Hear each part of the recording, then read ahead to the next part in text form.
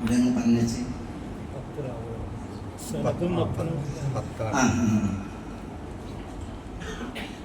10 പേർക്ക് 30 ഹദീസ് വീതം നൽകി.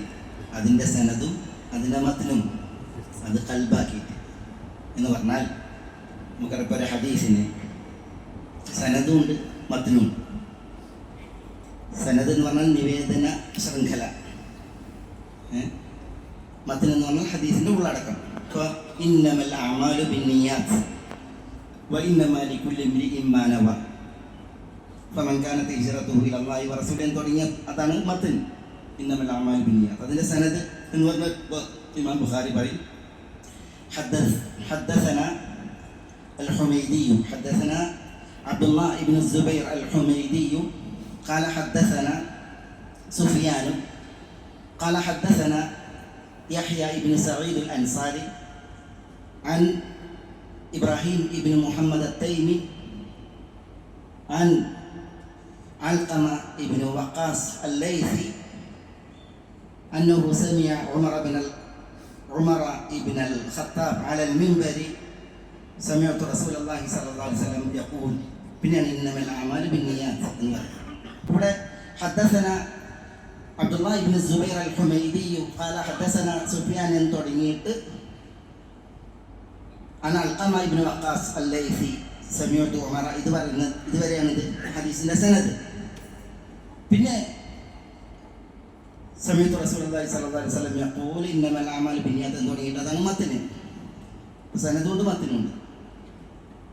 ഈ ബഗ്ദാദുകാരുള്ള അവരിലെ ചില പണ്ഡിതന്മാർ ചെയ്തത് ഈ സനദും മത്നും ഇത് 10 ഹദീസുകൾ നൽകിയിട്ട് എന്ത് ചെയ്തു, സനദൊക്കെ മത്നിൽ നിന്ന് മാറ്റി ഈ മത്നിൻ്റെ സനദ് വേറൊരു മത്നിന് കിട്ടും, അതിൻ്റെ മത്ന് ഈ സനദിന് കിട്ടും. അങ്ങനെ സനദുകളും മത്നുകളും പരസ്പരം മാറ്റിക്കൊണ്ടാണ് ചെയ്തത് കൊടുത്തത് 10 ആൾക്ക്. അങ്ങനെ 10 ആൾക്ക് കൊടുത്തത്. എന്നിട്ട് ഇമാം ബുഖാരി റഹിമഹുല്ലാഹ് വന്നപ്പോൾ അവർ പരീക്ഷിക്കുകയാണ്. ഓരോരുത്തർ 10 പേര് വന്നിട്ട് എനിക്ക് നിങ്ങൾക്ക് ഹദീസ് കേൾപ്പിക്കണം, ഈ ഹദീസ് നിങ്ങൾക്കറിയോ പരിചയമുണ്ടോ എന്ന് ചോദിക്കാൻ വേണ്ടി. അപ്പോൾ ആദ്യത്തെ 10 ആൾ ഹദീസ് പറഞ്ഞു, മത്ന് വേറൊന്ന്, സനദ് വേറെ ഹദീസിന്. പക്ഷെ ഇമാം ബുഖാരി പറയുന്നത് ലാ ആരിഫു, എനിക്കറിയില്ല ഈ ഹദീസ്. അടുത്ത ഹദീസ് ലാ ആരിഫു, എനിക്കറിയില്ല. അങ്ങനെ 10 ഹദീസ് അയാൾ പറഞ്ഞു, ഒക്കെ ഇമാം ബുഖാരി ലാ ആരിഫു. പിന്നെ 10 ഹദീസ് അടുത്ത ആൾ പറഞ്ഞപ്പോഴും ഇമാം ബുഖാരി ഓരോന്നിനും ലാ ആരിഫു. അങ്ങനെ 10 പേർ 100 ഹദീസ് പറഞ്ഞു. എന്നോടൊക്കെ ഇമാം ബുഖാരിയുടെ പ്രതികരണം ലാ ആരിഫു എന്നാണ്. പാമരന്മാരുണ്ട്, പണ്ഡിതന്മാരുണ്ട്. പണ്ഡിതന്മാർക്കറിയാം വിഷയം. കാരണം എന്താ, അവർ ഇമാം ബുഖാരി എത്ര ഹിഫ്ളുണ്ട്, മനപ്പാടുണ്ട് എന്ന് പരീക്ഷിക്കാൻ വേണ്ടിയാണ്. അവർക്കറിയാം ഇമാം ബുഖാരി എന്ന് പറയുമ്പോൾ ഇമാം ബുഖാരി ഹിഫ്ളിൻ്റെ വിഷയത്തിൽ ടോപ്പ് എന്നുള്ളത്. പക്ഷെ പാമരന്മാർ പറയാണ് ഇമാം ബുഖാരി, ഇതെന്ത് ഇമാം ബുഖാരി, അതാണ് അവരുടെ പക്ഷം. അങ്ങനെ ഒന്നും അറിയാത്ത ഇമാം ബുഖാരി എന്നാണ് അവർ പറയുന്നത്. പക്ഷേ ഇത് 100 ഹദീസുകൾ 10 പേരിൽ ഇങ്ങനെ കേട്ടിട്ട് എല്ലാത്തിനോടും ലാ ആരിഫു എന്ന് പറഞ്ഞ ഇമാം ബുഖാരി അവസാനം ഓരോരുത്തരും വിളിച്ചു. അദ്ദേഹത്തോട് പറഞ്ഞത്, നിങ്ങൾ പറഞ്ഞ 10 ഹദീസ് അതിങ്ങനെയാണ് പറഞ്ഞത്, പക്ഷേ അത് അങ്ങനെയല്ല, അത് ഇങ്ങനെയാണ്. നിങ്ങൾ പറഞ്ഞത് ഇങ്ങനെയാണ്. അയാൾ 10 ഹദീസ് പറഞ്ഞത് കേട്ട മാത്രമേ ഇമാം ബുഖാരി അത് മനഃപ്പാഠമാക്കി. അതായത് ഇമാം ബുഖാരിയുടെ പ്രത്യേകത, ഹദീസ് പഠിക്കാൻ പോകുമ്പോൾ എല്ലാവരും എഴുത്തുകോലുകളും എഴുതാനുള്ള മാതകളായിട്ടാണ് പോവുക. ഇമാം ബുഖാരി തൻ്റെ തലച്ചോറായിട്ടാണ് പോവുക. എല്ലാവരും എഴുതി പഠിക്കുന്ന ഇമാം ബുഖാരി ഒറ്റ കേൾവിയിൽ മനഃപ്പാഠമാക്കണം. ഇത്രമേൽ മനഃപ്പാഠമാക്കാനുള്ള കഴിവ് അതായിരുന്നു ഇമാം ബുഖാരി റഹ്മത്തുള്ളാഹി അലൈഹിയുടെ പ്രത്യേകത. ഓരോ 10 ആളുകളെയും വിളിച്ചിട്ട് നിങ്ങൾ പറഞ്ഞത് ഇങ്ങനെയാണ്, പക്ഷേ അത് അങ്ങനെയല്ല, അത് ഇങ്ങനെയാണ്. യഥാർത്ഥ സനദ് അതിൻ്റെ മത്തിനെ അദ്ദേഹം ചേർത്ത് വെച്ച് 100 പേരെയും തിരുത്തി എന്നുള്ളതാണ്. ഇമാം ഹാഫിദ് ഇബ്നു ഹജർ റഹിമഹുല്ലാഹ് ഇത് നൽകിയിട്ട് ശരിപ്പെടുത്തിയ വിഷയമല്ല, പിന്നെയോ തെറ്റ് മാത്രയിൽ അത് മനഃപ്പാഠമാക്കിയതിൽ ലോകം ഇമാം ബുഖാരിക്ക് വിധേയപ്പെട്ടേ മതിയാകും എന്നാണ് ഇമാം ഇബ്നു ഹജർ ആ വിഷയത്തിൽ പ്രതികരിച്ചത്. അതാണ് അൽ-ഹാഫിദ് ഇബ്നു സലാഹ് അദ്ദേഹത്തിൻ്റെ അൽഫിയയിൽ വമിൻഹു ഖൽബു സനദിൻ ബിമത്നി, സനദും മത്തിനും കൽബ് ചെയ്യുക, ഈ സനദ് ആ മത്തിനിടുക എന്നുള്ള പരിപാടി. നഹ്റും തിഹാനിഹിം ഇമാമിൽ ഫന്നി, ഹദീസ് കലയുടെ ഇമാമായ ഇമാം ബുഖാരി അവർ പരീക്ഷിച്ചതുപോലെ ഫിമിഅത്തിൻ 100 ഹദീസുകളുടെ വിഷയത്തിൽ ലമ്മ അതാ ബഗ്ദാദ, ഇമാം ബുഖാരി ബഗ്ദാദിലേക്ക് ചെന്ന സമയം ഫറദ്ദഹ അലൈഹിം വഅജാദ, ഇബ്നു സലാഹ് പറയാണ് എല്ലാ ഹദീസുകളും അവർക്ക് ഇമാം ബുഖാരി എങ്ങനെയാണത് അല്ല യഥാർത്ഥ രൂപം ആ രീതിയിൽ തിരിച്ചു പറഞ്ഞു കൊടുത്തു. അത് വളരെ ഭംഗിയായി അദ്ദേഹം നിർവഹിക്കുകയും ചെയ്തു എന്നാണ് കവി പറയുന്നത്. ഞാനത് ഉദ്ധരിച്ചത് ഇമാം ബുഖാരിയുടെ പ്രാവീണ്യത, കഴിവ്, പെട്ടെന്ന് ഹൃദയസ്ഥമാക്കാനുള്ള ആ ഒരു മികവ് അത് ബോധ്യപ്പെടാനാണ്. എന്നാലും അദ്ദേഹത്തിൻ്റെ സഹീഹുൽ ബുഖാരി അൽ ജാമിഉ സഹീഹുൽ മുസ്നദ് മിൻ ഉമൂരി റസൂലില്ലാഹി സ്വല്ലല്ലാഹു അലൈഹി വസല്ലം വഹദിഹി വസുനനിഹി എന്ന പേരിൽ വിശുദ്ധമായ എന്ന പേരിലുള്ള സഹീഹുൽ ബുഖാരി എന്ന വിശുദ്ധമായ, പണ്ഡിതന്മാർ പറഞ്ഞു അള്ളാഹുവിൻ്റെ കിതാബ് കഴിഞ്ഞാൽ പിന്നെ ഈ ഉലകത്തിലെ ഏറ്റവും അസഹായ സഹീഹായ കിതാബ് അതാണ് സഹീഹുൽ ബുഖാരി. ആ സഹീഹുൽ ബുഖാരിയെ അദ്ദേഹം ക്രോഡീകരിക്കാൻ 16 വർഷമെടുത്തു എന്നുള്ളതാണ്. 16 വർഷമെടുത്തു. 6 ലക്ഷം ഹദീസുകളെ അദ്ദേഹം സാംശീകരിച്ചു, പഠിച്ചു, മനഃപ്പാഠമാക്കി. എന്നിട്ട് അതിൽ സ്വീകാര്യമായ സഹീഹിൽ അസഹായ ഏറ്റവും സഹീഹായ ഹദീസുകളെ അദ്ദേഹം തിരഞ്ഞെടുക്കുകയായിരുന്നു. സഹീഹുൽ ബുഖാരി അദ്ദേഹം 16 വർഷത്തെ പരിശ്രമത്തിലൂടെയാണ് ക്രോഡീകരിച്ചത്. ഓരോ ഹദീസ് ആ സഹീഹിലേക്ക് അദ്ദേഹം ചേർക്കുമ്പോഴും ശുദ്ധി വരുത്തി 2 റക്അത്ത് നിസ്കരിച്ച് അദ്ദേഹം തൻ്റെ മഹൽ രചനയിലേക്ക് ഉൾപ്പെടുത്തുകയാണ് ചെയ്തത്. സഹീഹുൽ ബുഖാരിയിൽ ആവർത്തനമില്ലാതെ 2602 ഹദീസുകൾ ഉണ്ട്. ആവർത്തനത്തോടുകൂടി 7373 എന്നും 7275 എന്നും ഹദീസുകളുടെ എണ്ണം കാണാം. ഇബ്നു ഹജർ 7373 ഹദീസുകൾ ഉണ്ട് സഹീഹുൽ ബുഖാരിയിൽ എന്ന് പറഞ്ഞു. എന്നാൽ ഇബ്നു സലാഹും അൻ-നവവിയും ഒക്കെ അത് 7275 ഹദീസുകൾ എന്നാണ്. അൽ-ഹാഫിദുൽ മുൻദിരി സഹീഹുൽ ബുഖാരിയിൽ 9000 ഹദീസുകൾ എന്നാണ് പറഞ്ഞത്. ഇത് കേൾക്കുമ്പോൾ ആളുകൾക്ക് ഇതെന്താ ഇത്ര ഒരു എണ്ണത്തിൽ വ്യത്യാസം എന്ന് തോന്നും. പ്രത്യേകിച്ച് ഈ കാലഘട്ടത്തിൽ ഇന്ന് ഈ ആൽമരം കുളിക്കുന്ന അണ്ണാന്മാരുണ്ട്. ഇമാം ബുഖാരി റഹ്മത്തുള്ളാഹി അലൈഹി എന്ന് പറയുന്ന ഈ മഹാരഥനെ അല്ലാഹു സുബ്ഹാനഹു വ തആല എത്രമേൽ അനുഗ്രഹിച്ച ഒരു മഹാനാണ് ഈ ഒരു പുണ്യാളൻ. അങ്ങനെയുള്ള മഹാനെ വളരെ മോശമായി ചിത്രീകരിക്കുന്ന ചില അല്പന്മാർ, അല്ലാഹു എല്ലാവർക്കും ഹിദായത്ത് നൽകുമാറാകട്ടെ. എന്തുകൊണ്ടാണ് ഈ എണ്ണത്തിൽ വ്യത്യാസം? സഹീഹുൽ ബുഖാരിയിൽ അൽ ജാമിഉ സഹീഹുൽ മുസ്നദ് സനദുള്ള സഹീഹായ ഹദീസുകൾ ക്രോഡീകരിച്ച ഗ്രന്ഥം എന്നാണ്. അതിൽ ഹദീസുകളുണ്ട്, ഹദീസുകൾ ആവർത്തിച്ചു വന്നതുണ്ട്. ചില ഹദീസുകൾക്ക് മുഅല്ലഖാത്ത് എന്ന് പറയും, ചിലതിന് മുതാബഅത്ത് എന്ന് പറയും. അതൊക്കെ ഹദീസിന്റെ നിദാന ശാസ്ത്രത്തിൽ ചില സാങ്കേതിക സംജ്ഞകളാണ്. അതിൻ്റെതായ ചില പ്രത്യേകതകളുണ്ട്. പിന്നെ സഹാബികളുടെ വാക്കുകളുണ്ട് ചില നിവേദനങ്ങളായി, താബിഈങ്ങളുടെ വാക്കുകളുണ്ട് ചില നിവേദനങ്ങളായി. ചിലരെന്ത് ചെയ്യും, ഈ സനദൊത്ത ഹദീസുകളെയും ആവർത്തിച്ചു വന്നവയെയും പിന്നെ ഈ മുതാബഅത്ത് മുഅല്ലഖാത്ത് എന്ന് പറഞ്ഞതിനെയൊക്കെ കൂട്ടിയിട്ടെണ്ണും. ചിലർ മുതാബഅത്തിനെയും മുഅല്ലഖാത്തിനെയും ഒക്കെ ഒഴിവാക്കിയിട്ട് ആവർത്തനത്തോടു കൂടി വന്ന മുസ്നദായ ഹദീസുകളെ എണ്ണും. ചിലർ ആവർത്തനമില്ലാതെ വന്നതിനെ എണ്ണും. ചിലർ സഹാബികളുടെ വാക്കുകൾ, താബിഈങ്ങളുടെ വാക്കുകൾ ഇതൊക്കെ കൂട്ടി എണ്ണും. അതൊക്കെ കൂട്ടി എണ്ണുമ്പോഴാണ് 9000 എന്ന് ഹാഫിദ് അൽ മുൻദിരി പറഞ്ഞില്ല. 982 ഹദീസുകൾ അപ്രകാരമുണ്ട് എന്ന് ചിലർ പറഞ്ഞിട്ടുണ്ട്.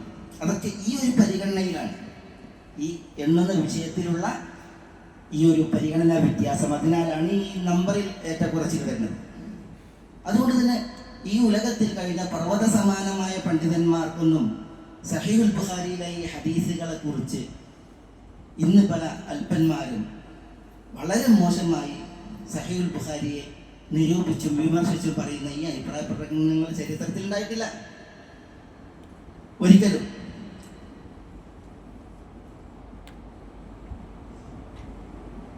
ശുദ്ധി വരുത്തി 2 റക്അത്ത് നിസ്കരിച്ച് ഓരോ ഹദീസുകളെയും തന്റെ സഹീഹിലേക്ക് ചേർത്ത് സഹീഹുൽ ബുഖാരിയെ 16 വർഷത്തെ അക്ഷീണ അവിശ്രമ പരിശ്രമത്തിലൂടെ ക്രോഡീകരിച്ച് ഇമാം ബുഖാരി റഹിമഹുല്ലാ. എന്നിട്ട് ഈ മഹൽ രചന അദ്ദേഹം ഇമാം അഹ്മദ് ബിൻ ഹംബലിനെ സമർപ്പിച്ചു, അലിയുൽ മദീനിയെ പോലുള്ളതായ മഹത്തുക്കൾക്ക് സമർപ്പിച്ചു. അന്ന് ഹദീസ് വിജ്ഞാനത്തിന്റെ വിഷയത്തിൽ വിജ്ഞാന സാഗരങ്ങളാണ് ഇമാം അഹ്മദ് ബിൻ ഹംബൽ, അലി ഇബ്നുൽ മദീനി പോലുള്ളവർ. അവരൊക്കെയും ഈ ഗ്രന്ഥത്തിൽ ക്രോഡീകരിക്കപ്പെട്ട ഹദീസുകൾ സഹീഹെന്ന് വിധിച്ച മഹൽ രചനയാണ് സഹീഹുൽ ബുഖാരി. നിരൂപകരും വിമർശകരും പിൽക്കാലങ്ങളിൽ എനിക്ക് തന്നെ ഒരു അനുഭവമുണ്ട്. ഒരു വ്യക്തിയെ എല്ലാവരും കൂടി വലിച്ചുകൊണ്ടെന്ന് ജോലി ചെയ്യുന്നുണ്ട്. ഇയാൾ സഹീഹുൽ ബുഖാരിയിലെ ഹദീസ് മൂസ അലൈഹിസ്സലാത്തു വസ്സലാമയുടെ മരണവുമായി ബന്ധപ്പെട്ട് മലക്കുൽ മൗത്ത് വന്ന ആ സംഭവം പറയുന്ന ഹദീസ്. മലക്കുൽ മൗത്ത് മൂസ അലൈഹിസ്സലാത്തു വസ്സലാം മലക്കുൽ മൗത്തിനെ മൂസ അലൈഹിസ്സലാത്തു വസ്സലാം അടിച്ചൊരു വിഷയമുണ്ടല്ലോ, ആ വിഷയത്തിൽ ഹദീസാണ്. അത് അബൂ ഹുറൈറയിൽ നിന്ന് ഇമാം ബുഖാരി നിവേദനം ചെയ്യുന്ന സഹീഹായ ഹദീസാണ്. ഈ ഹദീസിനെ വെച്ചിട്ട് ആളുകൾക്കിടയിൽ വസ്വാസം ഉണ്ടാക്കുന്ന ഒരു ഹദീസ് വിമർശകൻ അയാൾ വലിച്ചുള്ളത് പറയുമ്പോൾ അയാൾ ഒരു അധ്യാപകനാണ്, കുറെ ഗവൺമെന്റ് സർവീസിൽ ജോലി ചെയ്താണ്, ശരിയാണ്. ഭയങ്കര വിമർശനം. അദ്ദേഹത്തിന് അബൂ ഹുറൈറയെ കണ്ടുകൂടാ, ഇമാം ബുഖാരിയെ കണ്ടുകൂടാ, അങ്ങനെയൊക്കെ. അപ്പോൾ ഞാൻ പറഞ്ഞ് അയാളെ കൊണ്ടുവന്നപ്പോൾ സഹീഹുൽ ബുഖാരി അവിടെ ഉണ്ടായിരുന്നു. എടുത്ത് നോക്കിയിട്ട് പറഞ്ഞു, നിങ്ങൾ ഇന്ന് ആദ്യം നമുക്ക് വിമർശനത്തിന് നിങ്ങളെടുത്ത ഹദീസ് അത് നിങ്ങളൊന്ന് വായിക്കുന്നത്, നമുക്ക് അതിൻ്റെ അർത്ഥം ഒന്ന് പറഞ്ഞു നോക്കാം. അപ്പോൾ അയാൾ പറയുന്നത്, എനിക്ക് അറബി അറിയില്ല, വായിക്കാൻ അറിയില്ല. മൂപ്പർക്ക് അറബി അറിയില്ല. അറബി അറിയാത്ത ആളാണ്. അറബി ഭാഷയിൽ സ്ഫുട ഭാഷയിൽ എഴുതിയ ഹദീസ്, അതിൻ്റെ നിരൂപകൻ, അതിൻ്റെ വിമർശകൻ. ഞാൻ പറഞ്ഞു, നിങ്ങളെന്നാ ക്ഷമാപൂർവ്വം ഇരിക്കും, ഞാനത് വായിച്ചു തരാം, എന്നിട്ട് നമുക്ക് ഇതിനൊന്ന് അർത്ഥം വയ്ക്കും.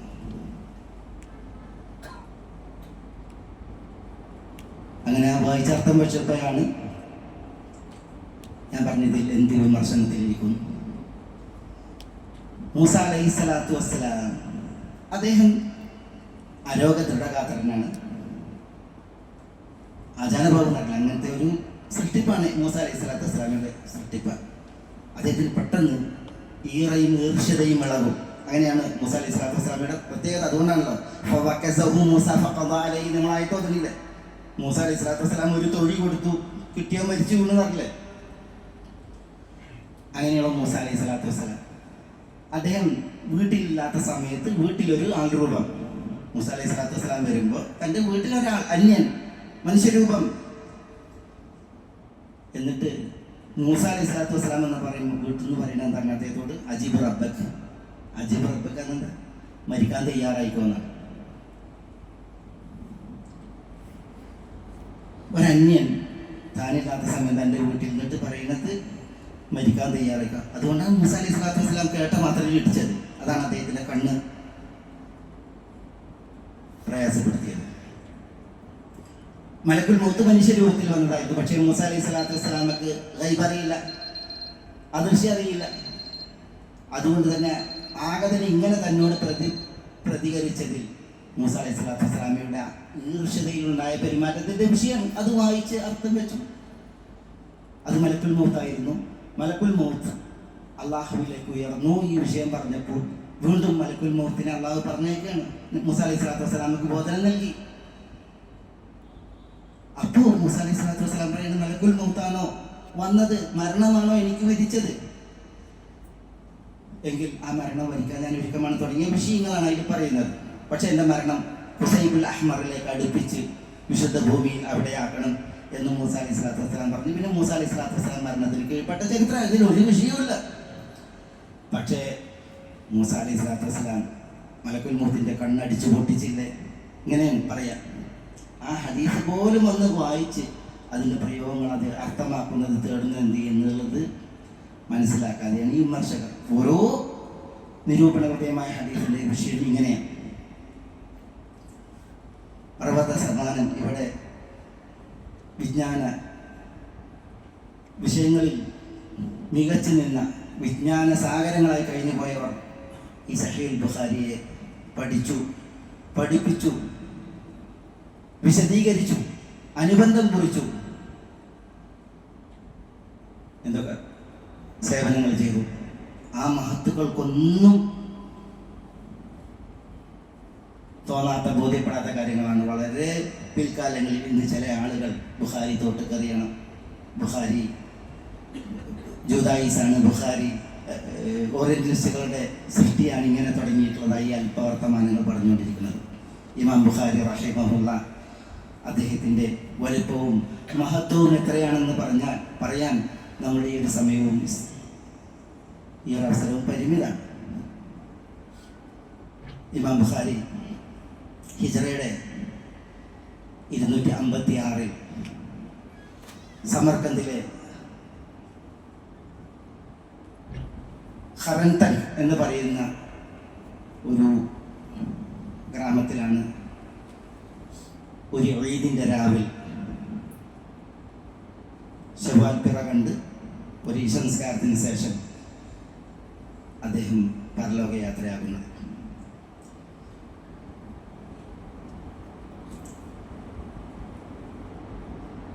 അൽ ഖതീബ് അൽ ബഗ്ദാദി താരീഖ് ബഗ്ദാദിൽ അബ്ദുൽ വാഹിദ് ഇബ്നു ആദം അത്തവാവീസി എന്ന് പറയുന്ന പണ്ഡിതനെ ഉദ്ധരിച്ച് ഒരു ചരിത്രം നൽകുന്നുണ്ട്.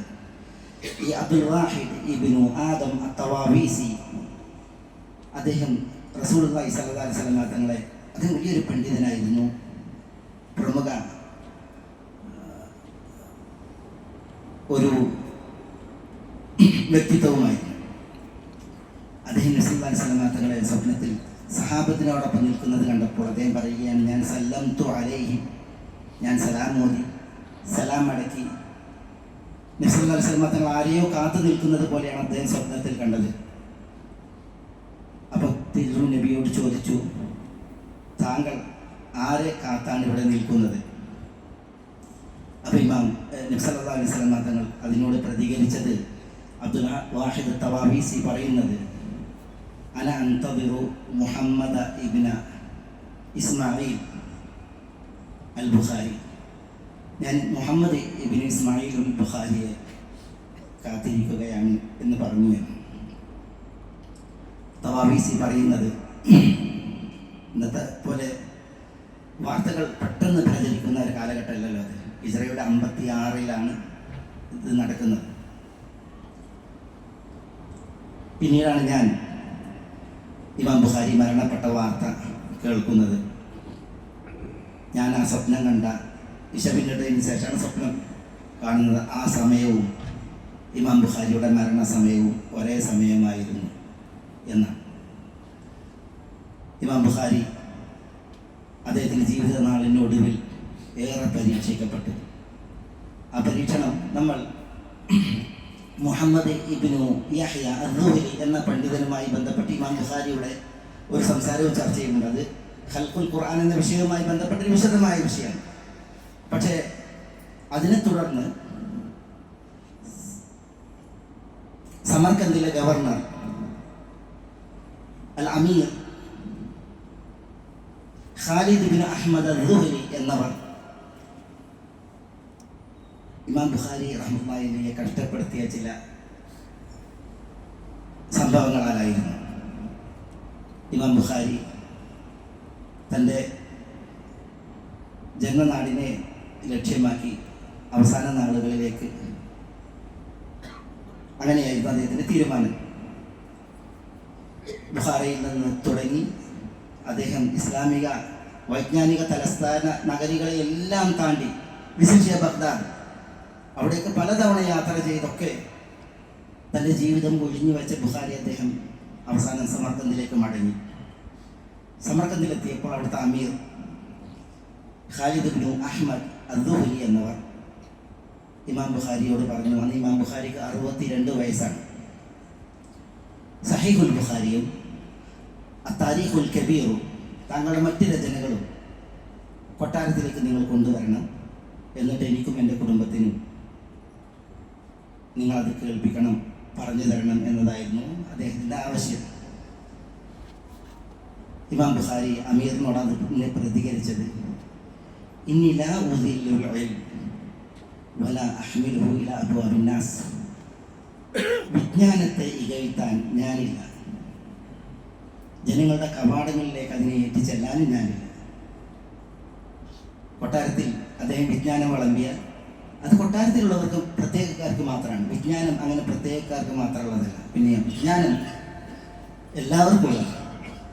താങ്കൾക്ക് വിജ്ഞാനം വേണമെങ്കിൽ എൻ്റെ വീട്ടിലേക്ക് വരാം, അവിടെ എല്ലാവരും ഉണ്ടാകും.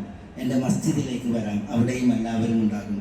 എല്ലാവരോടൊപ്പവും താങ്കൾക്കും അറിവ് അഭ്യസിക്കാം എന്ന് ഇമാം ബുഖാരി റഹിമഹുള്ള പറഞ്ഞപ്പോൾ അമീർ ഖാലിദ് ബിൻ അഹ്മദ് അദ്ദുഹലി ഇമാം ബുഖാരിയോട് ഈറയിലായി, ദേഷ്യപ്പെട്ടു, പിന്നെ പകപോക്കലായി. ഇമാം മാലിക് റഹ്മത്തുള്ളാഹി അലൈഹിയുടെ ചരിത്രത്തിൽ ഇതുപോലൊരു സംഭവം നമ്മൾ വായിക്കുന്നുണ്ട്. ഖലീഫ ഹാറൂൺ റഷീദ് ഭരണം നടത്തിയ കാലഘട്ടത്തിൽ ഇമാം മാലിക്കിനോട് പറയുന്നുണ്ട്, നിങ്ങൾ കൊട്ടാരത്തിലേക്ക് വരണം, എന്നിട്ട് മുവത്ത ഇമാം മാലിക്കിൻ്റെ കിതാബ് അത് അവിടെ പഠിപ്പിക്കാൻ, കേൾപ്പിക്കാൻ. അത് ഇമാം മാലിക് ഇതേപോലെയാണ് പ്രതികരിച്ചത് ഹാറൂൺ റഷീദിനോട്. അമീറുൽ മുഅ്മിനീൻ, ഇന്ന ഹാദൽ ഇൽം ഖദ് ഖറജ മിൻകും. അൽ ഇൽം ലാ യഅതി, അൽ ഇൽം ലാ യസൂൽ, യുഅ്താ ഇലൈഹി, അൽ ഇൽമു യുസാർ. ഇൻ അഅസസ്തുമൂഹു അസ് വ ഇൻ അദ്ലൽതുമൂഹു ദൽ എന്നൊക്കെ പറയില്ല. എന്താ ഇമാം മാലിക് ഹാറൂൺ റഷീദിനോട് പറഞ്ഞത്? അമീറുൽ മുഅ്മിനീൻ, ഈ വിജ്ഞാനം, ദീനീ വിജ്ഞാനം ഖദ് ഖറജ മിൻകും, അത് നിങ്ങളിൽ നിന്നാണ് തുടക്കം കുറിച്ചത്, നിങ്ങളിൽ നിന്നാണ് അതിൻ്റെ പ്രഭവം. ഹാറൂൺ റഷീദ് ആരാ? അബ്ബാസിയാണ്. അബ്ബാസ് ആരാ? ഈ അബ്ബാസിലേക്ക് ചേർത്താണ്. അബ്ബാസ് നബി കുടുംബത്തിൽ ബനു ഹാഷിമാണ്. അപ്പൊ നബി കുടുംബക്കാകുന്നത് നിങ്ങളിൽ നിന്നാണ് ഈ ദീനീ വിജ്ഞാനം തുടക്കം കുറിച്ചത്. നിങ്ങൾ നിങ്ങൾ ഇതിന് മഹത്വം കൽപ്പിച്ചാൽ ഈ വിജ്ഞാനം മഹത്വമുള്ളതാകും. നിങ്ങൾ തന്നെ ഇതിനെ മാനം കെടുത്തിയിട്ടുണ്ടെങ്കിൽ വിജ്ഞാനത്തിന് വില കുറയും. വിജ്ഞാനം ആരെയും സന്ദർശിക്കാൻ വരൂല, വിജ്ഞാനത്തെ തേടി വരണം, വിജ്ഞാനത്തെ സന്ദർശിക്കണം. അതാണ് മര്യാദ. അതാണ് ഇമാം മാലിക് റഹ്മത്തുള്ളാഹി അലൈഹി പറഞ്ഞത്. അതേപോലെ ഖാലിദ് ബിൻ അഹ്മദ് അദ്ദുഹലി എന്ന് പറയുന്ന സമർക്കന്ദിലെ അമീറിനോട് ഇമാം ബുഖാരി പറഞ്ഞു, ഇന്നി ലാ ഉദില്ലുൽ ഇൽം, വിജ്ഞാനത്തെ വില കുറക്കാൻ, മാനം കെടുത്താൻ ഞാനില്ല, പറ്റില്ല. വിജ്ഞാനം തേടി വരണം, വിജ്ഞാനം ഏറ്റി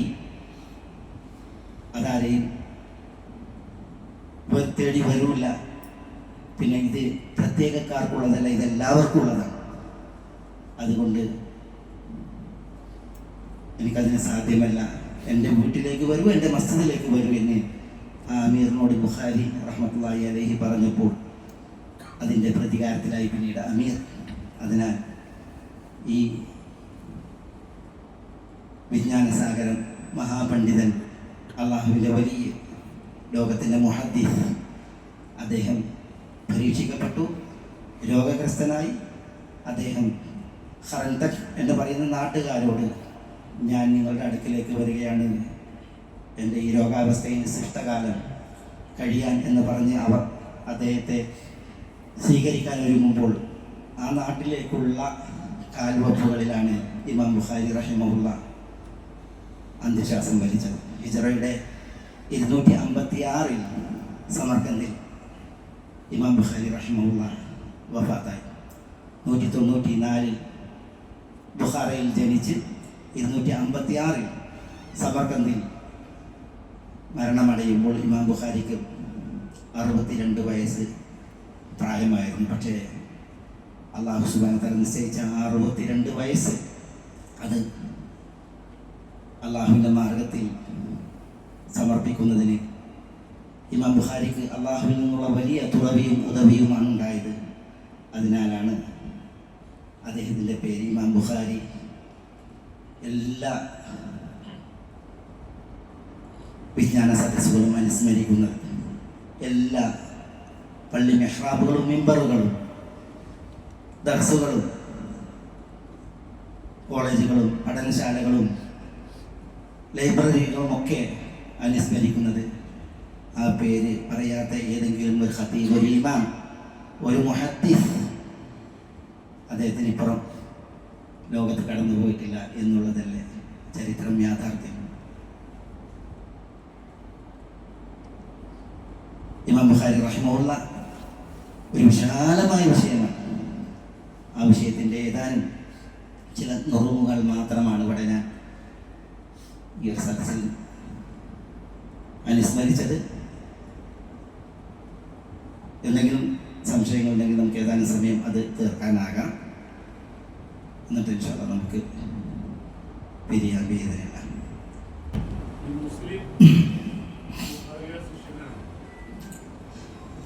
ഇമാം മുസ്ലിം ഇബ്നു ഹജ്ജാജ് അൻ-നൈസാപൂരി ഇമാം ബുഖാരിയുടെ ശിഷ്യനാണ്. ഇമാം ബുഖാരിക്ക് 1080 ഷെയ്ഖുമാരുണ്ട്. 1080 ഷെയ്ഖുമാർ. അത് ഇമാം ബുഖാരി റഹിമഹുള്ള അഭിമാനപൂർവ്വം പറയാറുണ്ട്, എനിക്ക് 1080 ഉസ്താദുമാർ, ഷെയ്ഖുമാർ ഉണ്ട്. എല്ലാവരും മിൻ താലിബിൽ ഹദീസ്, ഹദീസ് വിദ്യാർത്ഥികളാണ്, ഹദീസ് പഠിച്ച പ്രമുഖരും പണ്ഡിതന്മാരുമാണ്. ഇമാം ബുഖാരി റഹിമഹുള്ളക്ക് അപ്രകാരം വലിയൊരു ശിഷ്യഗണം ഉണ്ട്. ആ ശിഷ്യഗണങ്ങൾ എത്ര എന്നുള്ളത് ഇതേപോലെ ഷെയ്ഖുമാരുടെ എണ്ണം പറഞ്ഞതുപോലെ വായിക്കാൻ സാധിച്ചില്ല. പക്ഷേ ഇമാം മുസ്ലിമിനെ പോലുള്ളതായ പ്രഗത്ഭമതികളായ ശിഷ്യന്മാരാണ് ഇമാം ബുഖാരിക്കുള്ളത്.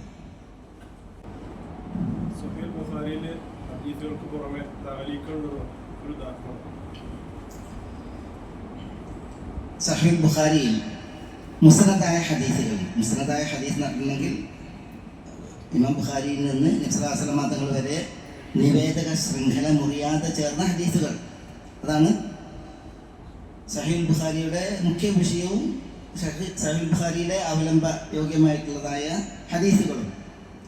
അതുകൊണ്ടാണ് അതിന് അൽ ജാമിഉ സഹീഹുൽ മുസ്നദ് എന്ന് പറയുന്നത്, മിൻ ഉമൂരി റസൂലുള്ളാഹി സ്വല്ലല്ലാഹു അലൈഹി വസല്ലം.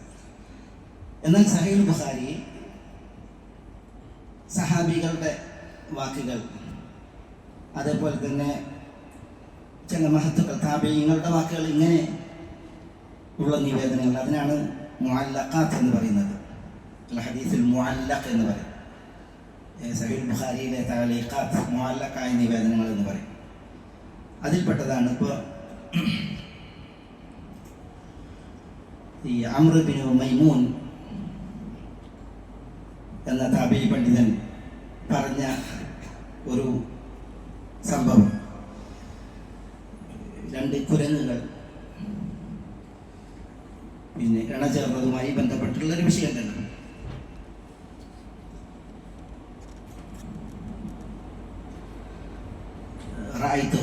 എന്ന് പറഞ്ഞിട്ട് അംർ ബിൻ മൈമൂൻ ഒരു അനുഭവം പറയുന്നതാണിത്. ഒരു കുരങ്ങ് അതിൻ്റെ ഇണയോടത്താണ്.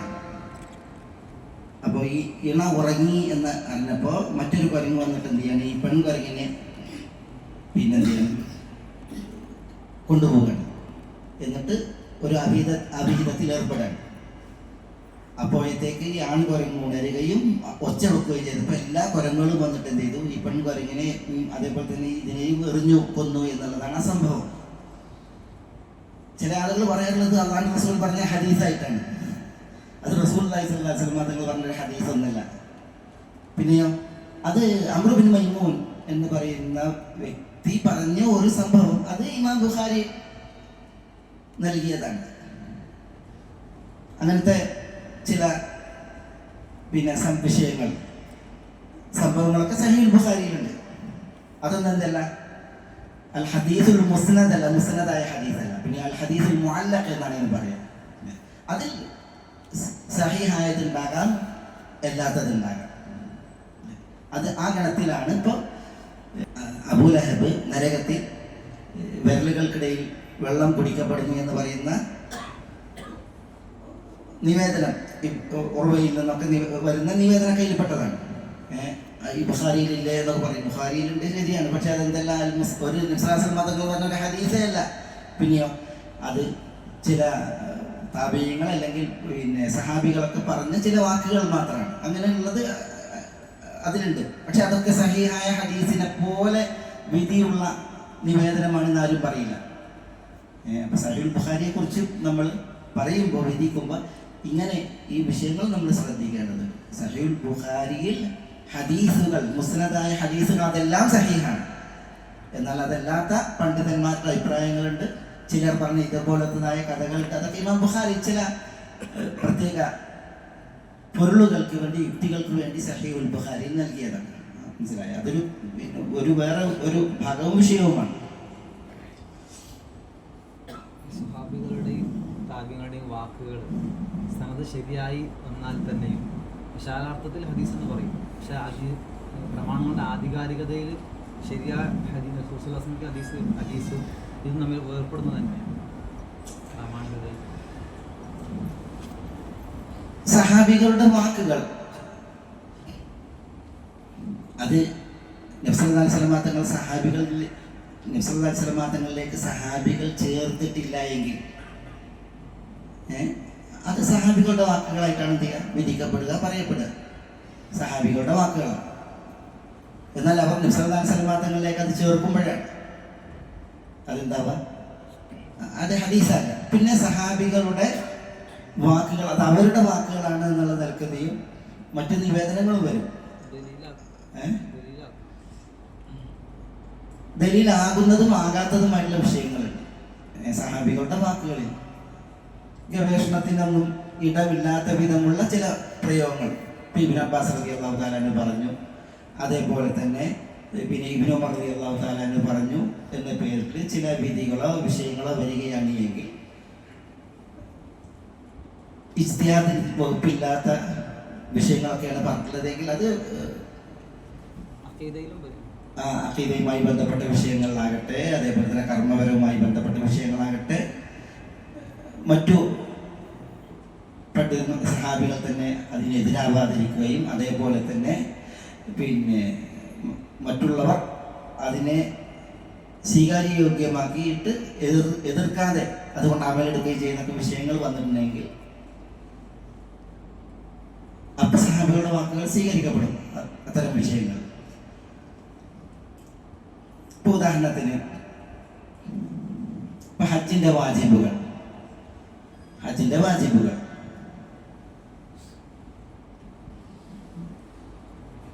തവാഫുൽ വദാ, മിനയുടെ രാവുകളിൽ രാപ്പാർക്കൽ, മുസ്ദലിഫയിൽ രാപ്പാർക്കൽ, ഇങ്ങനെയൊക്കെ തുടങ്ങിയിട്ടുണ്ടല്ലോ ഹജ്ജിൻ്റെ വാജിബുകൾ. ഇതൊക്കെ ഒഴിവാക്കിയിട്ടുണ്ട് എങ്കിൽ, ഒരാൾ ഇന്നത് വിട്ടുപോയിട്ടുണ്ട് എങ്കിൽ, മൻ തറക നുസുകൻ ഫൽയുഹ്രിക് ദമ, അയാൾ ഒരു വലിയ നൽകണം, ഒരു അറവ് നൽകണം എന്ന് പറയുന്ന ഫത്വ, വാജിബ് നഷ്ടപ്പെടുത്തിയവർ അറവ് നൽകണം എന്നുള്ള ഫത്വ. ഇത് ഇബ്നു അബ്ബാസ് റളിയല്ലാഹു അൻഹുവിന്റെ വാക്കാണ്. ആ വിഷയത്തിൽ ഇബ്നു അബ്ബാസ് റളിയല്ലാഹു അൻഹുവിനെ എതിരില്ലാതെ ഇതിന് മറ്റുള്ളവർ അംഗീകരിക്കുകയും സ്വീകരിക്കുകയും ചെയ്തിട്ടുണ്ട്. അങ്ങനത്തെ വിഷയങ്ങളിൽ സഹാബികളുടെ വാക്ക് സ്വീകരിക്കപ്പെടും. പക്ഷെ എതിരഭിപ്രായം വരികയും വിമർശിക്കപ്പെടുകയും ചെയ്യുന്ന അവസ്ഥ ഉണ്ടെങ്കിൽ അവിടെയാണ് പ്രശ്നം.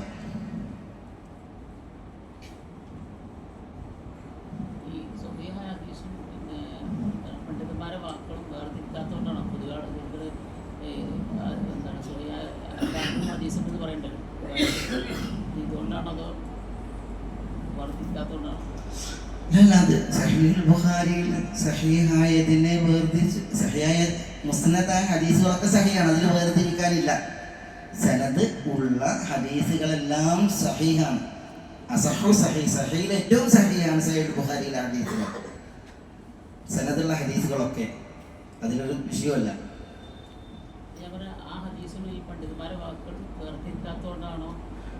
അല്ലല്ല, സഹീഹുൽ ബുഖാരി അത് പിന്നെ അദ്ദേഹത്തിൻ്റെ ചോദ്യം ഈ ഞാൻ പറഞ്ഞ മുസ്നദായ ഹദീസുകൾ, സനദുള്ള ഹദീസുകളൊക്കെ സഹീഹാണ്. അതല്ലാത്ത സഹാബികളുടെ വാക്കുകളും നിവേദനങ്ങളും അവിടെ ഉണ്ട്, സഹീഹുൽ ബുഖാരിയിലുണ്ട്. ഇമാം ബുഖാരി അത് നൽകിയതിൽ ചില യുക്തികളുണ്ട്, ഈ വാക്കുകൾ നൽകിയത്. ഇത് വേർതിരിക്കാത്തത് കൊണ്ടാണോ വിമർശനം വരുന്നത് എന്നാണ് അദ്ദേഹത്തിൻ്റെ ചോദ്യം, അല്ലേ? ഇത് വേർതിരിക്കപ്പെടാത്തത് കൊണ്ടല്ല, ഇത് വേർതിരിഞ്ഞ വിഷയമാണ്. മുസ്നദായ ഹദീസുകൾ വേർതിരിഞ്ഞതാണ്, അല്ലാതെ വേർതിരിഞ്ഞതാണ്.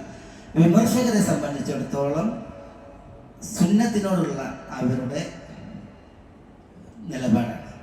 സുന്നത്ത് സ്വീകരിക്കുന്നതിൽ, സുന്നത്ത് പഠിക്കുന്നതിൽ, പ്രയോഗവൽക്കരിക്കുന്നതിലുള്ള അവരുടെ ഗമ്യഷ്ടവും പ്രയാസവുമാണ്. പല ലക്ഷ്യങ്ങളും പല മുസ്ലിം നാമധാരികളും പണ്ഡിത വേഷധാരികളും അവർ ഇസ്ലാമിൻ്റെ ശത്രുക്കളുടെ ആയുധങ്ങളാണ്. പലരും ഈ ഓറിയന്റലിസ്റ്റുകളുടെയും ഈ ഇൻ്റലക്ച്വൽ മൂവ്മെൻറ്റ് എന്ന് പറഞ്ഞാൽ പിന്നെ എന്തായും പറയുക ദൈക്ഷണിക പിന്നെ വിപ്ലവകാരികളല്ല, അവരുടെയൊക്കെ പണി ആയുധങ്ങളാണ്.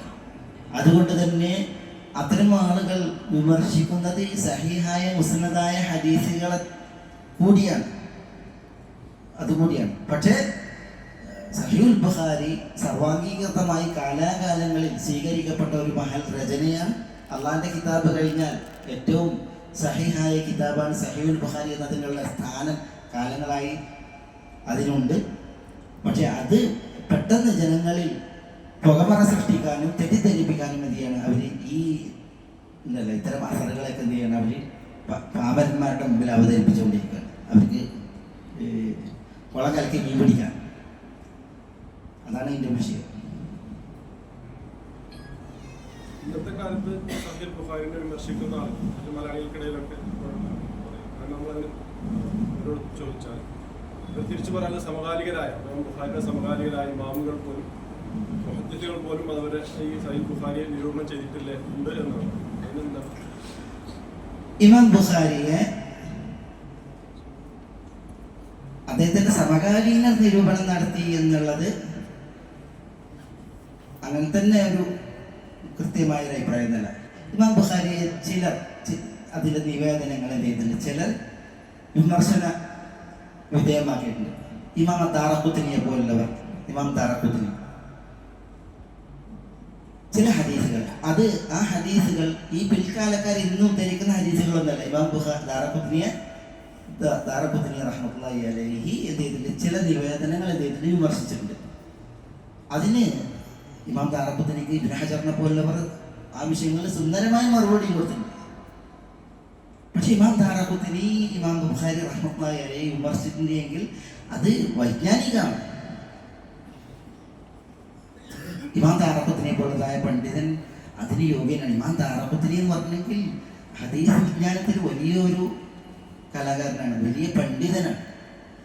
ഇമാം ദാറഖുത്നിയെ ചിലതിനെ നിരൂപിച്ചിട്ടുണ്ട് എങ്കിൽ അതിന് അദ്ദേഹം അർഹനുമാണ്. ഇമാം ദാറഖുത്നിയുടെ കിതാബുൽ ഇലൽ എന്ന് പറയുന്ന വാല്യങ്ങളുള്ള കിതാബ്, അത് ഇമാം ദാറഖുത്നി രചിച്ച അദ്ദേഹത്തിൻ്റെ മനപ്പാടത്തിൽ നിന്നാണ്. ഇമാം ദാറഖുത്നിയുടെ സുനൻ ദാറഖുത്നി അത്ര മഹലിൻ്റെ വലിയ രചനയാണ്. അദ്ദേഹത്തെ പോലുള്ള പണ്ഡിതന്മാർ അവരുടെ നിരൂപണം മാന്യാണ്. ആ നിരൂപണ ശൈലി പിൽക്കാലക്കാർക്ക് ഉണ്ടായിരുന്നുവെങ്കിൽ ഒന്നാമത് ഇമാം ദാറഖുത്നിയുടെ 7 അരികത്ത് നിൽക്കാൻ യോഗ്യരല്ല ഈ ആളുകളും. ഇവരോട് ഈ ചെറിയ വായിൽ വലിയ നാവിൽ പ്രസംഗിക്കുന്ന ഈ ആളുകളൊക്കെ അവരുടെയൊക്കെ ശൈലി എന്താണ്, അവരുടെയൊക്കെ പ്രയോഗം എന്താണ്, എത്ര മോശമായിട്ടാണ് ലോകം അനുഗ്രഹിച്ച ലോകത്ത് അല്ലാഹുവിൻ്റെ അനുഗ്രഹം വലിയൊരളവിൽ ഏറ്റുവാങ്ങിയ ഒരു മഹാരഥനെ, ഒരു പുണ്യാളനെ അവർ വിമർശിക്കുന്നത്. പക്ഷേ ഇമാം ബുഖാരി ഇവരുടെയൊക്കെ ചില നാവുകളിൽ വിമർശിക്കപ്പെട്ടിട്ടുണ്ടെങ്കിലും ഇമാം ബുഖാരിയേക്കാൾ ഇവിടെ ലോകത്തിൻ്റെ നേതാവായ റസൂലുള്ളാഹി സ്വല്ലല്ലാഹു അലൈഹി വസല്ലം തങ്ങൾ വിമർശിക്കപ്പെട്ടില്ല, അദ്ദേഹത്തിന് എതിരാളികളില്ല. പക്ഷേ കാലാതിവർത്തിത്വം അതാണ് ഇത്തരം മഹത്തുക്കൾക്ക് അള്ളാഹുവിൽ നിന്നുള്ള ആദരവ്, കറാമത്ത്. അതുകൊണ്ട് തന്നെ ഇവരെത്ര പിടിച്ചു കുലുക്കിയാലും ഈ ആൽമരം വീഴാൻ പോണില്ല. അൽഹംദുലില്ലാ. ഇമാം ബുഖാരിയിലൂടെ അല്ലാതെയും ഒരുപാട് സ്വഹീഹ് ഹദീസുകളുണ്ടല്ലോ, അതെന്തുകൊണ്ട് സ്വഹീഹിൽ ഉൾപ്പെടുത്തിയില്ല? അതാണ് സഹീഹുൽ ബുഖാരിയിൽ എന്തുകൊണ്ട് എല്ലാ ഹദീസുകളും ഉൾപ്പെടുത്തിയില്ല. സഹീഹായ ഹദീസുകൾ സഹീഹുൽ ബുഖാരിയിൽ ഇല്ലാത്തതുകൊണ്ടല്ല. ഇത് വളരെ പ്രധാനപ്പെട്ട ഒരു ചോദ്യമാണ്. പക്ഷേ ഇമാം ബുഖാരി റഹ്മത്തുള്ളാഹി അലൈഹി തൻ്റെ സഹീഹിലേക്ക് ഒരു ഹദീസിനെ എടുക്കുമ്പോൾ, ഇമാം ബുഖാരിക്ക് സഹീഹുൽ ബുഖാരി അല്ലാത്ത ഹദീസ് ഗ്രന്ഥമുണ്ട്, അൽ അദബുൽ മുഫ്റദ്. ഇമാം ബുഖാരിയുടെ മഹൽ രചനയാണ് അത്താരീഖുൽ കബീർ, അത്താരീഖുസ് സഗീർ, വേറെ കിതാബുകളുണ്ട് ഇമാം ബുഖാരിക്ക്. ഹദീസിന്റെ വിഷയത്തിൽ തന്നെ അൽ അദബുൽ മുഫ്റദ് എന്ന് പറയുന്നത് എത്ര വലിയ രചന. സഹീഹുൽ ബുഖാരി ഇല്ലാത്ത പല ഹദീസുകളാണ് ഇവിടെ ഉള്ളത്, ഹദീസുകളാണ് അൽ അദബുൽ മുഫ്റദിലുള്ളത്. സഹീഹുൽ ബുഖാരിയിലേക്ക് ഒരു ഹദീസിനെ എടുക്കാൻ ഇമാം ബുഖാരി ശക്തമായ നിബന്ധനകളാണ് വെച്ചത്. എല്ലാ നിലക്കും അത് സഹീഹല്ല, പിന്നെ അസഹ്, ഏറ്റവും സഹീഹ് എന്ന നിലക്ക് അദ്ദേഹത്തിന് ബോധ്യപ്പെടാനുള്ള നിബന്ധന വെച്ച് മാത്രമാണ് ഹദീസുകളെ അദ്ദേഹം സ്വീകരിച്ചത്. അത് അതിന്റെ കാരണം, സഹീഹുൽ ബുഖാരി ക്രോഡീകരിക്കാനുള്ള കാരണം ഇസ്ഹാഖ് ഇബ്നു റാഹവൈഹി എന്ന് പറയുന്ന മഹാപണ്ഡിതൻ, നൈസാബൂറിന്റെ ഏറ്റവും ശ്രദ്ധേയനായ പണ്ഡിതനാണ് ഇസ്ഹാഖ് ഇബ്നു റാഹവൈഹി എന്ന് പറയുന്ന പണ്ഡിതൻ. അദ്ദേഹത്തിന്റെ ശിഷ്യനായിരുന്നു ഇമാം ബുഖാരി. അപ്പൊ ശിഷ്യഗണങ്ങളോടൊക്കെ ഇസ്ഹാഖ് ഇബ്നു റാഹവൈഹി പറഞ്ഞു, നിങ്ങൾ റസൂലുള്ളാഹി സ്വല്ലല്ലാഹു അലൈഹി വസല്ലം തങ്ങളുടെ സുന്നത്തുകളിൽ സഹീഹായതിനെ തെരഞ്ഞു പിടിച്ച് ഒരു ക്രോഡീകരണം നടത്തിയിരുന്നുവെങ്കിൽ, ഒരു രചന വളരെ സംഗ്രഹമായി നിർവഹിച്ചിരുന്നുവെങ്കിൽ എന്ന് ഉസ്താദ് ഒരാഗ്രഹം പറഞ്ഞപ്പോൾ അവിടെ വെച്ചാണ് ഇമാം ബുഖാരി പ്രതിജ്ഞ എടുക്കുന്നത് ഒരു സഹീഹിനെ ക്രോഡീകരിക്കാൻ. അതിനെ തുടർന്നാണ് എന്ത് ചെയ്യുന്നത്, അദ്ദേഹം ഈ സഹീഹുൽ ബുഖാരിയെ രചിക്കാൻ തുടങ്ങുന്നത്. അതുകൊണ്ട് തന്നെ അദ്ദേഹത്തിന് തൻ്റെ ഉസ്താദിൻ്റെ ആ ഒരു ബോധന ഉണ്ടല്ലോ, അതിൽ സ്വാധീനിക്കപ്പെട്ട് വളരെ സഹീഹായ അതേ കുറേ ഷർത്തുകൾ വെച്ച് ആ ഷർത്തിനൊത്തത് മാത്രമേ ഞാൻ ഈ 2 ചട്ടക്കൂട്ടിൽ ഉൾപ്പെടുത്തൂ എന്ന് അദ്ദേഹത്തിന് വാശിയുണ്ടായിരുന്നു. അതുകൊണ്ടാണ് പിൽക്കാലത്ത് പലർക്കും സഹിയായി ബോധ്യപ്പെട്ടത്, ഇമാം ബുഖാരിക്ക് തന്നെയും സഹിയായി ബോധ്യപ്പെട്ടത് അദ്ദേഹം ഇതിൽ ഉൾപ്പെടുത്താതിരുന്നത്. മറ്റു പണ്ഡിതന്മാർക്കല്ല, അദ്ദേഹത്തിന് തന്നെയും അതൊക്കെ അദ്ദേഹം അദബുൽ മുഫ്റദിലും അദ്ദേഹത്തിന്റെ താരീഖ് സഗീറിലും മറ്റൊക്കെ കൊടുത്തിട്ടുണ്ട്, അത്തരം ഹദീസുകൾ കൊടുത്തിട്ടുണ്ട്, അദ്ദേഹം തന്നെ കൊടുത്തിട്ടുണ്ട്. മനസ്സിലായോ? എന്നാൽ പലർക്കും ഇമാം അൽ ഹാക്കിം, ഹാക്കിമിന്റെ തന്നെ അൽ ഹാക്കിമിന്റെ കിതാബിൽ വരുന്ന ഇമാം അബു അബ്ദുല്ല അൽ ഹാക്കിം അൽ മുസ്തദ്റക്കാണ്. മുസ്തദ്റക്ക് എന്ന് പറഞ്ഞാൽ അൽ ഇസ്തിദ്റാഖ് എന്ന് പറഞ്ഞെങ്കിൽ കണ്ടെത്തലാണ്. എന്ന് പറഞ്ഞാൽ ഇമാം ബുഖാരിക്ക് ഹദീസ് സ്വീകരിക്കാൻ കുറേ നിബന്ധനകളുണ്ട്, ഇമാം മുസ്ലിമിനും കുറേ നിബന്ധനകളുണ്ട്, ബുഖാരിയിൽ നിന്ന് വ്യത്യസ്തമായിട്ട് നിബന്ധനകളുണ്ട്. ഈ നിബന്ധനകളെ ഇമാം ഹാക്കിം തൻ്റെ മുന്നിൽ വെച്ചിട്ട് ഇവരുടെ നിബന്ധന പ്രകാരം തന്നെ ഇനിയും ഹദീസുകൾ സഹിയായത് വേറെയുമുണ്ട്, ഇവരുടെ സഹികൾ ഇല്ലാത്തതുണ്ട് എന്ന് പറഞ്ഞിട്ട് അതിനെ ക്രോഡീകരണം നടത്തിയതാണ് അൽ ഹാക്കിം, ഇമാം അൽ ഹാക്കിമിന്റെ അൽ മുസ്തദ്റക്ക്. ഇവരുടെ തന്നെ ശർത്ത് പ്രകാരം ഇനിയും സഹിയായ ഹദീസുകളുണ്ട് എന്ന് പറഞ്ഞ നടന്ന ക്രോഡീകരണമാണ് മനസ്സിലായി, മുസ്തദ്റക്ക്. അപ്പോൾ എന്തുകൊണ്ട് സഹീഹുൽ ബുഖാരിയിൽ എല്ലാ സഹീഹും വന്നില്ല എന്ന് ചോദിച്ചാൽ എനിക്ക് ഉത്തരതാണ്. ഇമാം ബുഖാരി വളരെ ശക്തമായ നിബന്ധനകൾ വെച്ച് കുറേ 1080 ഷെയ്ഖുമാരെ സമീപിച്ച് അവരിൽ നിന്നൊക്കെ കേട്ട്, അതും 6 ലക്ഷം ഹദീസുകൾ പഠിച്ച് പിന്നെ അത് മനനം നടത്തി അതിൽ പിന്നെ അദ്ദേഹം അന്വേഷണം നടത്തി ആളുകളെ കുറിച്ച് അന്വേഷിച്ച് ഹദീസുകളെ ഉറപ്പിച്ച് എന്നിട്ടാണ് എന്ത് ചെയ്യുന്നത് ഈ രീതിയിൽ ശുദ്ധി വരുത്തി ഓരോ ഹദീസിൻ്റെ രണ്ടരക്കാലത്ത് നിസ്കരിച്ചുള്ളതായ ഈ ഒരു ക്രോഡീകരണം നടത്തിയത്.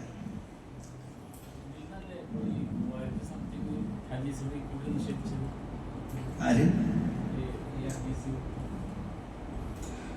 ഹദീസുകൾ പലരും പല നിലക്ക് നിഷേധിച്ചിട്ടുണ്ട്, നിരാകരിച്ചിട്ടുണ്ട്. സഹീഹുൽ ബുഖാരിയിൽ നിന്ന് പല ഹദീസുകൾ സാധാരണക്കാർ എപ്പോഴും ഒരു ഫതുൽ മാത്രമാണ് ഷറഹിൽ കേൾക്കാറുള്ളത്, അതല്ലാത്ത ഓരോ ഷറഹുകളും പരിചയപ്പെടും. സഹീഹുൽ ബുഖാരിക്ക് ധാരാളം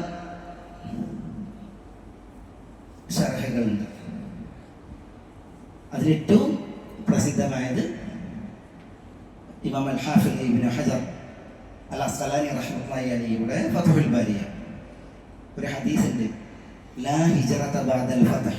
എന്താ ലാ ഹിജ്റത ബഅദൽ ഫത്ഹ്? ഫത്ഹിന് ശേഷം ഹിജ്റല്ലാണ്. എന്താ ഉദ്ദേശം? മക്ക ഫത്ഹായതിനു ശേഷം പിന്നെ മദീനയിലേക്ക് ഹിജ്റല്ല എന്നാണ്. ചില ഹദീസുകൾ ചില പണ്ഡിതന്മാർ ഈ ഹദീസിൽ ലാ ഹിജ്റത ബഅദൽ ഫത്ഹ് എന്ന് പറഞ്ഞാൽ ഫത്ഹുൽ ബാരിക്ക് ശേഷം ഇനി വിജ്ഞാനം അന്വേഷിച്ചിട്ടുള്ള ഒരു ഹിജ്റ യാത്രയല്ല എന്നാണ് അതിനെ കുറിച്ച് പറഞ്ഞത്. എന്തുകൊണ്ട്? അത്രമേൽ വിജ്ഞാനം നിറഞ്ഞ രചനയാണ് ആരുടേത്? ഇബ്നു ഹജറിൻ്റേത്. ഞാൻ തുടക്കത്തിൽ പറഞ്ഞില്ലേ ഈ യതീമുകളെ വളർത്തിയ മഹദികളെ കുറിച്ച്. ഇബ്നു ഹജർ യതീമായിരുന്നു. ഇബ്നു ഹജറിനെ വളർത്തിയത് അദ്ദേഹത്തിൻ്റെ സഹോദരി സിത്തുർ റക്ബ് എന്നാണ് മഹദിയുടെ പേര്. സിത്തുർ റക്ബാണ്, വലിയ പണ്ഡിതയായിരുന്നു സിത്തുർ റക്ബ്. ഇബ്നു ഹജർ ഒരു സകല കലാവല്ലഭനാണ്. ഫത്ഹുൽ ബാരിയെ പോലുള്ളതായ രചനകളെ നിർവഹിക്കാൻ വളർത്തിയത് ഈ മഹദിയാണ്. ഫത്ഹുൽ ബാരി എല്ലാ ഷറഹുകളിൽപ്പെട്ടതാണ്. ഇമാം നബവിയുടെ സഹീഹുൽ ബുഖാരിയുടെ ഷറഹുണ്ട് ഇമാം നബവി. അതേപോലെ തന്നെ ഇമാം അൽ ഐനിയുടെ ഷറഹ്, അതേപോലെ തന്നെ ഖുസ്തല്ലാനിയുടെ ഷറഹ് ഹദീസാരി, അതേപോലെ ഇബ്നു ബത്താലിൻ്റെ ഷറഹ്, അതേപോലെ തന്നെ കശ്മഹീനി എന്നിവരുടെ ഷറഹ്, അതേപോലെ തന്നെ അൽ അസീലി എന്ന പേരിൽ വിശ്വതനായ പണ്ഡിതൻ. ഇവരുടെയൊക്കെ ഫത്ഹുൽ ബാരി സഹീഹുൽ ബുഖാരിക്ക് ഇതേപോലെ ധാരാളം ഷറഹുകളുണ്ട്. അതിലേറ്റവും പ്രസിദ്ധമായത് ഇമാം നബവിയുടെ ഷറഹ്, അതേപോലെ തന്നെ ഇബ്നു ഹജറിന്റെ ഷറഹ്. ഇതൊക്കെയാണ്.